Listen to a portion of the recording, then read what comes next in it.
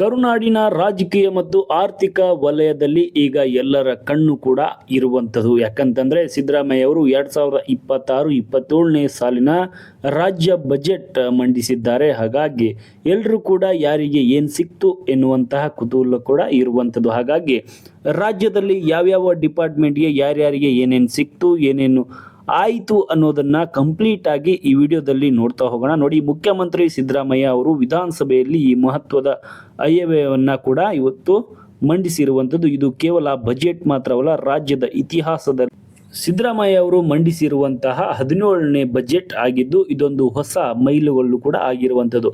ರಾಜ್ಯದಲ್ಲಿ ಅತಿ ಹೆಚ್ಚು ಹಾಗೂ ದೇಶದಲ್ಲಿ 2ನೇ ಅತಿ ಹೆಚ್ಚು ಆಯವ್ಯಯ ಮಂಡಿಸಿರುವಂತಹ ಸಿದ್ದರಾಮಯ್ಯ ತಮ್ಮ ಆಯವ್ಯಯ ಲೆಕ್ಕವನ್ನು ಬಿಚ್ಚಿಟ್ಟಿರುವಂಥದ್ದು. ಹೀಗಿರುವಾಗ ಬಜೆಟ್ ಸಂಬಂಧಿಸಿದಂತೆ ಏನೆಲ್ಲ ಅಪ್ಡೇಟ್ ಆಯಿತು ಅನ್ನೋದನ್ನ ನೋಡೋದಾದ್ರೆ, ರಾಜ್ಯದಲ್ಲಿ ಇರುವಂತಹ ಕೆಲ ದೇವಸ್ಥಾನಗಳಿಗೂ ಕೂಡ ಬಜೆಟ್ನಲ್ಲಿ ಸಿಹಿ ಸುದ್ದಿಯನ್ನ ಕೂಡ ಕೊಡಲಾಗಿದೆ. ರಾಜ್ಯದ ದೇವಸ್ಥಾನಗಳಿಗೆ ಕುಕ್ಕೆ ಸುಬ್ರಹ್ಮಣ್ಯ ಆಗಿರಬಹುದು ಹಾಗೂ ಕೊಲ್ಲೂರು ಮೂಕಾಂಬಿಕಾ ದೇವಸ್ಥಾನಕ್ಕೆ ಪ್ರತ್ಯೇಕ ಪ್ರಾಧಿಕಾರ ಸ್ಥಾಪನೆಯನ್ನು ಕೂಡ ಮಾಡಲಾಗಿದೆ. ಹೊರ ರಾಜ್ಯದ ಪುಣ್ಯ ಕ್ಷೇತ್ರಗಳಲ್ಲಿರುವ ಮುಜರಾಯಿ ಅಧೀನದ ಛತ್ರಗಳ ನವೀಕರಣ, ವಾರಣಾಸಿಯ ಛತ್ರ, ಮಂತ್ರಾಲಯ, ಶ್ರೀ ರಾಘವೇಂದ್ರ ದೇವಸ್ಥಾನದ ಛತ್ರ, ಶ್ರೀಶೈಲಂ ಕ್ಷೇತ್ರದ ಛತ್ರ, ತಲ್ಜಾಪುರ ಕ್ಷೇತ್ರದ ಛತ್ರ ನವೀಕರಣಕ್ಕೆ ನಿರ್ಧಾರವನ್ನು ಕೂಡ ಮಾಡಿರುವಂಥದ್ದು. ಮುಜರಾಯಿ ವ್ಯಾಪ್ತಿಯ 259 ಕಲ್ಯಾಣಿಗಳನ್ನು ಪುನಶ್ಚೇತನಕ್ಕೆ ಕ್ರಮ, ಕಾಶ್ಮೀರದ ಮಾತಾ ವೈಷ್ಣೋದೇವಿ ಯಾತ್ರಿಕರಿಗೆ 5,000 ಧನ ಸಹಾಯ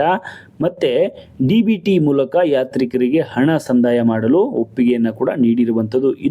ರಾಜ್ಯ ಬಜೆಟ್ನಲ್ಲಿ ಈ ಬಾರಿ ಯಾವ ಕ್ಷೇತ್ರಕ್ಕೆ ಎಷ್ಟೆಷ್ಟು ಅನುದಾನ ಅನ್ನೋದನ್ನ ನೋಡೋದಾದ್ರೆ, ನೋಡಿ, ಅನುದಾನ ಅಂತೂ ಘೋಷಣೆ ಮಾಡಿದ್ದಾರೆ. ಯಾವ ಕ್ಷೇತ್ರಕ್ಕೆ ಎಷ್ಟು ಅಂತ ನೋಡಿ, ಪಶುಸಂಗೋಪನೆಗೆ 4,084 ಕೋಟಿ ರೂಪಾಯಿ, ಮತ್ತೆ ಕೃಷಿ ಮತ್ತು ತೋಟಗಾರಿಕೆ ಇಲಾಖೆಗೆ 8,373 ಕೋಟಿ ರೂಪಾಯಿಯನ್ನ ಕೂಡ ಘೋಷಣೆ ಮಾಡಿರುವಂಥದ್ದು. ಇನ್ನು ಆಹಾರ ನಾಗರಿಕ ಸರಬರಾಜು ಇಲಾಖೆಗೆ 7,942 ಕೋಟಿ ರೂಪಾಯಿ, ಇನ್ನು ಲೋಕೋಪಯೋಗಿ ಇಲಾಖೆಗೆ 11,424 ಕೋಟಿ ರೂಪಾಯಿಯನ್ನ ಕೂಡ ಇಲ್ಲಿ ಕೊಟ್ಟಿರುವಂಥದ್ದು. ಇನ್ನು ಸಮಾಜ ಕಲ್ಯಾಣ ಇಲಾಖೆಗೆ 18,612 ಕೋಟಿ ರೂಪಾಯಿ, ಇನ್ನು ಕಂದಾಯ ಇಲಾಖೆಗೆ 19,848 ಕೋಟಿ ರೂಪಾಯಿ, ಇನ್ನು ಆರೋಗ್ಯ ಕುಟುಂಬ ಕಲ್ಯಾಣ ಇಲಾಖೆಗೆ 17,000 ಕೋಟಿ ರೂಪಾಯಿ, ಇನ್ನು ಶಿಕ್ಷಣ ಇಲಾಖೆಗೆ 47,000 ಕೋಟಿ ರೂಪಾಯಿಯನ್ನ ಕೂಡ ಇಲ್ಲಿ ಕೊಟ್ಟಿರುವಂಥದ್ದು. ಇನ್ನು ಮಹಿಳಾ ಮತ್ತು ಮಕ್ಕಳ ಕಲ್ಯಾಣ ಇಲಾಖೆಗೆ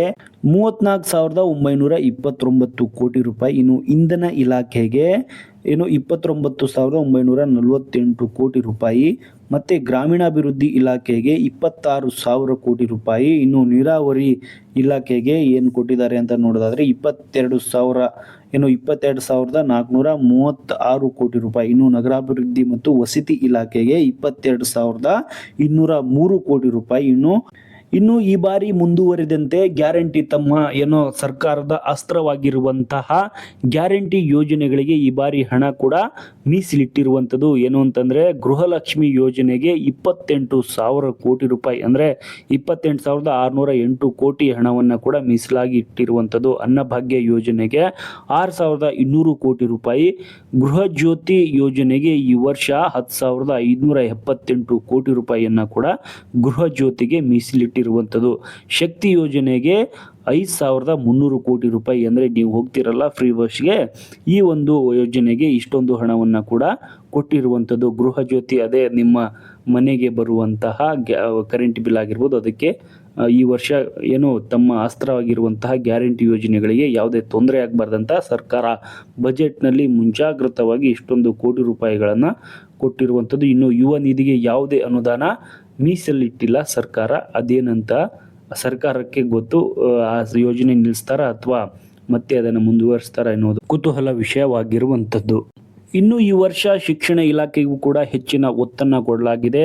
ಇನ್ನು 2026-27ನೇ ಬಜೆಟ್ನಲ್ಲಿ ಹೆಚ್ಚಿನ ಒಂದು ಗಮನವನ್ನು ಶಿಕ್ಷಣ ಇಲಾಖೆಗೆ ಕೊಟ್ಟಿರುವಂತಹ ಸರ್ಕಾರ 184 ಸರ್ಕಾರಿ ಹಿರಿಯ ಪ್ರಾಥಮಿಕ ಶಾಲೆಗಳನ್ನು ಪ್ರೌಢ ಶಾಲೆಗಳನ್ನಾಗಿ ಹಾಗೂ 50 ಪ್ರೌಢ ಶಾಲೆಗಳನ್ನು ಪದವಿ ಪೂರ್ವ ಕಾಲೇಜುಗಳನ್ನಾಗಿ ಉನ್ನತೀಕರಿಸಿ ವಿದ್ಯಾರ್ಥಿಗಳ ಶೈಕ್ಷಣಿಕ ಪ್ರಗತಿಗೆ ಅನುಕೂಲವನ್ನು ಕಲ್ಪಿಸಲಾಗಿರುವಂಥದ್ದು. ಇನ್ನು ಖಾಸಗಿ ಶಾಲೆಗಳ ಮಾನ್ಯತೆ ಪಡೆಯುವ ಹಾಗೂ ನವೀಕರಿಸುವ ಪ್ರಕ್ರಿಯೆಯನ್ನು ಆನ್ಲೈನ್ ಮೂಲಕ ಅರ್ಜಿ ಹಾಗೂ ದಾಖಲೆಗಳನ್ನು ಸಲ್ಲಿಸಲು ಅನುಮತಿ ಸರಳೀಕರಣ ಮಾಡಲಾಗಿರುವಂಥದ್ದು. ಇನ್ನು 2025-26ನೇ ಸಾಲಿನಲ್ಲಿ ವಿದ್ಯಾರ್ಥಿಗಳಿಗೆ ನೀಡಲಾಗುವ ವಿವಿಧ ಸವಲತ್ತುಗಳನ್ನು ಮೊದಲ ಬಾರಿಗೆ ನೇರ ನಗದು ವರ್ಗಾವಣೆ ಮಾಡಲಾಗುತ್ತಿದೆ. ವಿದ್ಯಾರ್ಥಿಗಳಿಗೆ ಗ್ರಾಮೀಣ ಪತ್ರ ಕನ್ನಡ ಮಾಧ್ಯಮವಾಗಿರ್ಬೋದು, ವ್ಯಾಸಂಗ ಪ್ರಮಾಣ ಪತ್ರಗಳನ್ನು ಆನ್ಲೈನ್ ಮೂಲಕ ವಿತರಿಸಲಾಗಿರುವಂಥದ್ದು.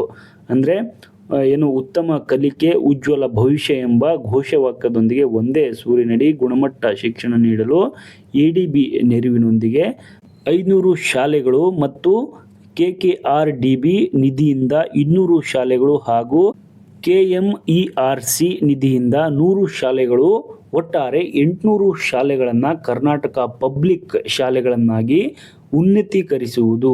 ಇದಕ್ಕಾಗಿ ಒಟ್ಟಾರೆ 3,900 ಕೋಟಿ ರೂಪಾಯಿಗಳನ್ನು ಮುಂದಿನ 3 ವರ್ಷಗಳಲ್ಲಿ ವೆಚ್ಚ ಮಾಡಲಾಗುತ್ತಿದೆ ಅಂತ ಘೋಷಣೆಯನ್ನು ಮಾಡಿರುವಂಥದ್ದು. ವರ್ಗಾವಣೆ ಕೌನ್ಸಿಲಿಂಗ್ ಪ್ರಕ್ರಿಯೆ ವೇಳೆ ಕರ್ನಾಟಕ ಪಬ್ಲಿಕ್ ಶಾಲೆಗಳನ್ನ KPS ಶಿಕ್ಷಕರ ಹುದ್ದೆಗಳನ್ನು ಮಹತ್ವದ ಹುದ್ದೆಗಳೆಂದು ಪರಿಗಣಿಸಿ ಮೊದಲ ಆದ್ಯತೆಯನ್ನು ಭರ್ತಿ ಮಾಡಲಾಗುವುದು ಹಾಗೂ ಸದರಿ ಶಾಲೆಗಳಲ್ಲಿ ಖಾಲಿ ಇರುವಂಥ ಹುದ್ದೆಗಳನ್ನು ಕೂಡ ಶಿಕ್ಷಕರ ನೇಮಕಾತಿ ಮಾಡಲು ಆದ್ಯತೆಯನ್ನು ಕೂಡ ನೀಡಿರುವಂಥದ್ದು. ಇನ್ನು ಬೆಂಗಳೂರಿಗೂ ಕೂಡ ಸಾಕಷ್ಟು ಅನುದಾನವನ್ನು ಈ ಬಜೆಟ್ನಲ್ಲಿ ಘೋಷಣೆ ಮಾಡಲಾಗಿದೆ. ಟ್ರಾಫಿಕ್ ಕ್ಲಿಯರ್ ಆಗಿರ್ಬೋದು, ಮತ್ತು ನಗರಾಭಿವೃದ್ಧಿ ಸೇರಿದಂತೆ ಟನ್ನಲ್ ರೋಡ್ಗಳಿಗೂ ಕೂಡ ಒಂದು ಹೆಚ್ಚಿನ ಒತ್ತನ್ನು ಕೊಟ್ಟು ಬಂಪರ್ ಗಿಫ್ಟನ್ನು ಕೂಡ ಕೊಟ್ಟಿರುವಂಥದ್ದು. ಇನ್ನು ಬೆಂಗಳೂರಿನ 5 ಪಾಲಿಕೆಗಳ ಮಾಡಿ ವಿಂಗಡಣೆ ಮಾಡಿ ಇರುವಂತಹ ಸರ್ಕಾರ GBA ಮಾಡಿದ್ದಾರೆ, ಅದಕ್ಕೂ ಕೂಡ ಭರ್ಜರಿ ಗಿಫ್ಟನ್ನು ಕೂಡ ಕೊಟ್ಟಿರುವಂಥದ್ದು. ಇನ್ನು ವಿದ್ಯಾರ್ಥಿ ಸಂಘಗಳ ಚುನಾವಣೆ ನಡೆಸಲು ಸರ್ಕಾರ ನಿರ್ಧಾರವನ್ನು ಕೂಡ ಮಾಡಿರುವಂಥದ್ದು ಈ ಬಜೆಟ್ನಲ್ಲಿ. ಹಾಗಾಗಿ